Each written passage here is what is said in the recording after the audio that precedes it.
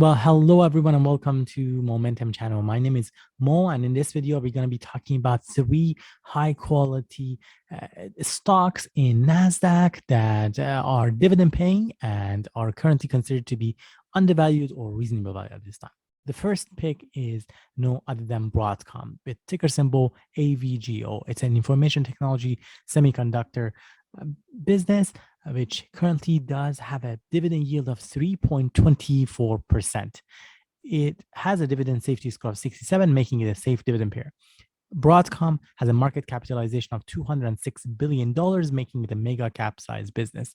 It was last traded for the price of $505.71 and has a beta volatility score of 1.29, suggesting higher volatility more than that of the overall stock market.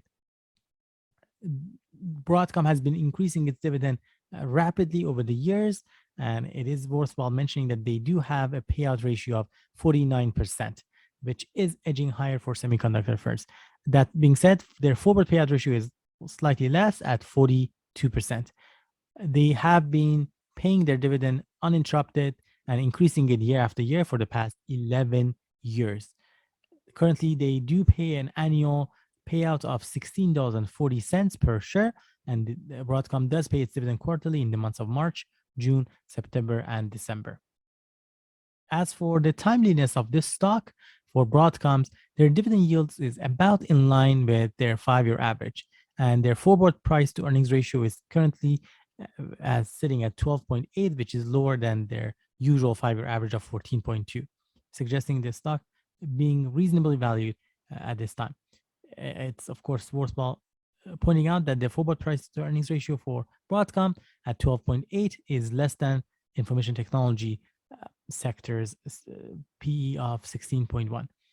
Looking at the past price range for this stock, AVGO was lowest traded at the price of $465.67, and the highest price in the past 1 year it had hit was $674.28. Currently, they're hovering a little bit closer to their 52-week low price. Looking at the number of financial metrics, for instance, earnings per share, ideally we'd like to see these adjusted earnings continuing to grow over time. In the last 12 months, they're showing $32.20 per share in EPS, and their earnings per share for the next 12 months is estimated to continue to grow at $39.40. Similarly, we would like to see their total sales growing over time. We are seeing that nice gradual increase over time, with the last 12 months reporting $30 billion in total sales. As for outstanding shares, ideally we'd like companies to have more of a buyback shares and their shares declining. However, we noticed that since 2016, their number of shares has been continues to growing a bit more heavily, with the last 12 months showing 428 million outstanding shares. Let us also take a look at the past stock price performance for Broadcom. The 1-year return for the stock is showing to be close to 7%. The 5-year return for the stock is a massive 109.8%, close to 110%. And the 10-year return for the stock is a gigantic 1,308%, just incredible returns. As for the revenue estimates for this stock, if you look at it, the annual revenue estimated for 2022 is predicted to be at $32.92 billion, and in the year following that, in 2023, is estimated to be at $34.85 billion. Our second pick here is another information technology sector business, which is in communications equipment industry, called Cisco. The ticker symbol CSCO. It is again available on NASDAQ and has a dividend safety score of 91, making it a very safe dividend pair. Cisco has a dividend yield of 3.47% and a market cap of $183 billion, making it another mega cap business. It was last traded for the price of $43.77 and has a beta of 0.83, suggesting less volatility than the overall stock market. Cisco's payout ratio, both currently and in forward payout ratio, is at 44%, which is considered low for most companies as a whole. And if you look at their dividend history, they have been paying their dividend uninterrupted for the past 10 years. And in all of those years, they have increased it year after year. As for their payment details, Cisco does pay an annual a dividend of $1.52 at this time. Their dividends are paid on a quarterly basis, divided between the payments in January, April, July, and October. As for the timeliness of Cisco stock, their dividend yield is currently 17% above their 5-year average. And as for the price to earnings ratio, forward price to earnings ratio, which is at 12.7, it is less than their own 5-year average of 15.2. Looking at the past 52-week or 1-year price range for Cisco stock, their current price is very close to their lowest price in the past 1 year. Again, could be a good time for investors to take advantage of that, as long as they believe that the fundamentals for the stock hasn't drastically changed and the stock remains a solid investment option, which is why we're going to take a look at the number of additional financial metrics to assess that more closely. One aspect of it is looking at earnings per share. Here, we are noticing that they are showing that nice gradual trend, upward trend, with the last 12 months, $3.37, $3.37 earnings per share, and in the next 12 months, even a higher estimate of $3.43. So that's positive to see there. You're seeing that nice thing, steady growth. As for their total sales, ideally you'd like to see this number steadily growing. You're seeing a little bit of that cyclicality, the years that they have had lower in terms of their sales, with the last 12 months showing $51.6 billion. Although it was less than that of 2019, still it's showing an upward trend compared to 2020 and 2021. As for outstanding shares, we are seeing that positive results here, in the sense that Cisco is showing signs of actually share buyback, and in the last 12 months they are here indicating to have 4.21 billion outstanding shares, which is the least amount that they've had in the past 10 years. If you look at some additional metrics such as return on equity, you're seeing that it's at 30% for the last 12 months, which is above the 10% preferred threshold. And similar story as we look at, for example, their free cash flow margin. Again, we are seeing that positive 21% in the last 12 months. As for the past return of Cisco, the past 1 year, the stock was down by close to 17%. The past 5 years, however, the stock is showing to be up by over 36%. And in the past 10 years, it's even more impressive, upward positive trend of stock return of 155% almost return for it.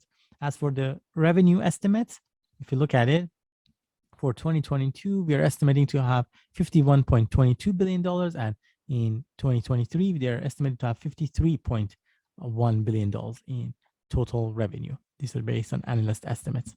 And lastly, our third and final NASDAQ stock, which is considered to be reasonably valued or undervalued with a high dividend yield, is Walgreens Boots Alliance, ticker symbol WBA. It has a dividend yield of 4.53% and a dividend safety score of 79.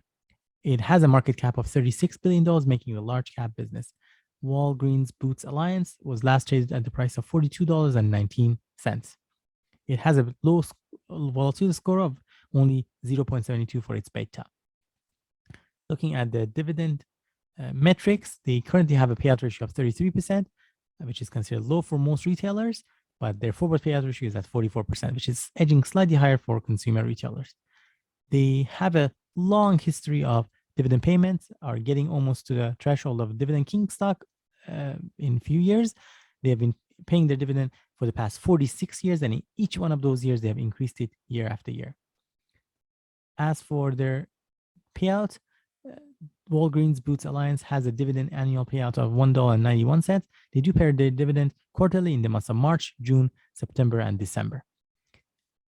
Their dividend yield is currently 32% above their 5-year average, which could perhaps be a perfect time for investors if they want to lock in these higher than normal dividend yields, knowing that also Walgreens have been increasing its dividend for the past 46 years, year after year. So the chances are, if history is any kind of proof of the future, potentially, you would hope and anticipate that Walgreens is going to maintain its trend and continue to be paying and increasing its dividend. Though it cannot be a full guarantee, given some of the additional financial metrics, it gives us a little bit more reassurance that that could potentially come true.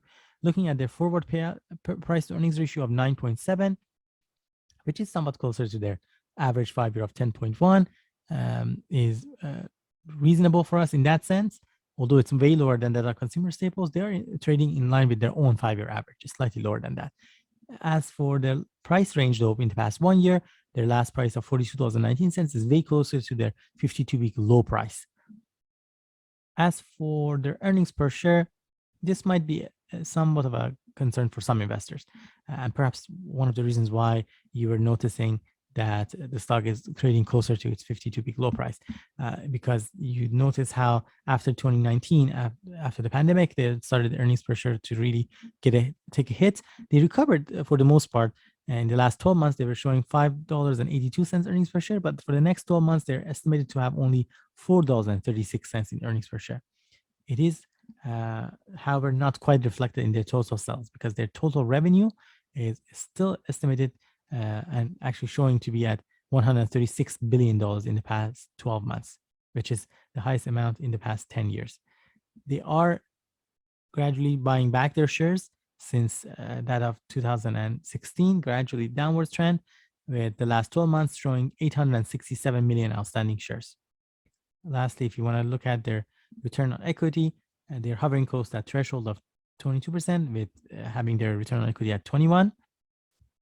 As for their return on invested capital, they're at 6%, which is lower than their threshold preference of 17%. But look at that. Over all of the past 10 years, they've not hit that threshold. So in that sense, that's just a common trend for this business. Looking at the past return of the stock, 1-year return is down by close to 19%. The 5-year return, however, is showing to be massively down by 45%, which is kind of disappointing for many investors. However, if you look at a bit longer term, with 10-year return, we are showing a 42% positive return. So when you take a look back, and if you're investing in this business, perhaps with a more of a longer term horizon, and perhaps investing more from a lens of that solid high dividend payment, quality dividend payment, then it's not the end of the story. And when you look at it from a lens of the stock return, and perhaps the red days and days that the stock has been doing poorly, like the past 1 year or the past 5 years, might be giving investors with long enough time horizon chance to take advantage of those lower prices. As for their estimates for the revenue, you notice for 2022, we are estimated to have $132.06 billion, and for the next year, they're estimated to have $133.99 billion. That's for Walgreens Boots Alliance. Well, I hope you found this video beneficial and gained something of value from it. If you did, don't forget to smash that like button and subscribe to our channel. Here on Momentum Finance, we post every week several videos about investing, including investing in high quality dividend stocks, growth stocks, and penny stocks. We also talk about investing in cryptos and ways to reach financial freedom. Thank you, and I hope to see you next time.